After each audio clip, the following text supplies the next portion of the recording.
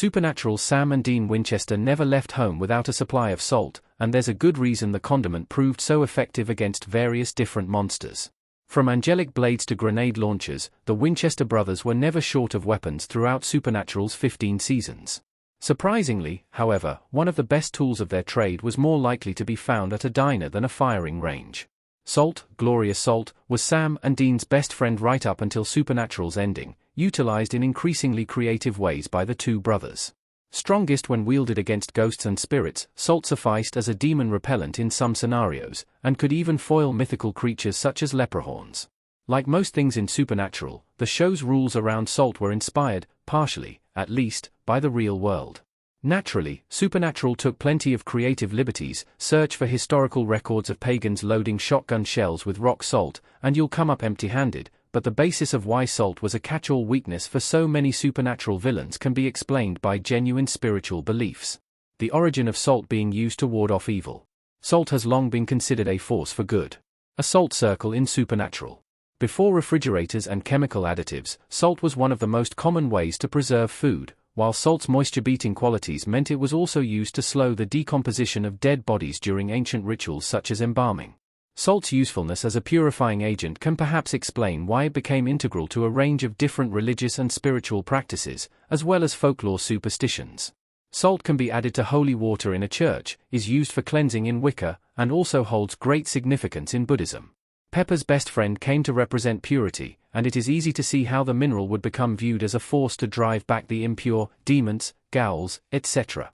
Although the symbolism is less overt, the principle is similar to using holy water or a cross to ward away paranormal nasties, the presence of a natural, cleansing substance as an antidote to something unnatural and tainted. That belief has flowed through to modern culture regarding ghosts and hauntings, with salt touted by some as a method of protecting physical spaces from unwanted non-human invaders. Why salt works so well against monsters in Supernatural. Salt became a recurring trope in Supernatural. Image of Dean Winchester shooting a ghost with a rock salt shotgun. Supernatural adopted the folklore around salt, specifically its potency against evil, and molded the idea to fit Eric Kripke's fictional concept of hunters secretly tracking down and disposing of ghosts across the United States. From relatively grounded uses such as circles and barriers, Supernatural pushed salt's spiritual purpose to its limit by employing it as ammunition and an anti-possession drug.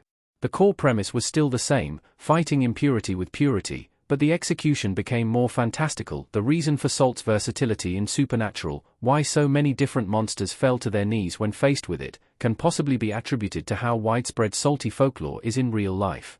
Rather than an aspect of one specific belief system, the power of salt is a common thread running through otherwise conflicting areas of spirituality. Because salt is a rare area where believers generally concur, it makes perfect sense that the substance was one of very few weaknesses shared by ghosts, demons, fairies, and more. Supernatural's stance on gods and religion was always somewhat muddy. On one hand, Chuck Shirley and his heavenly setup felt very similar to Christianity.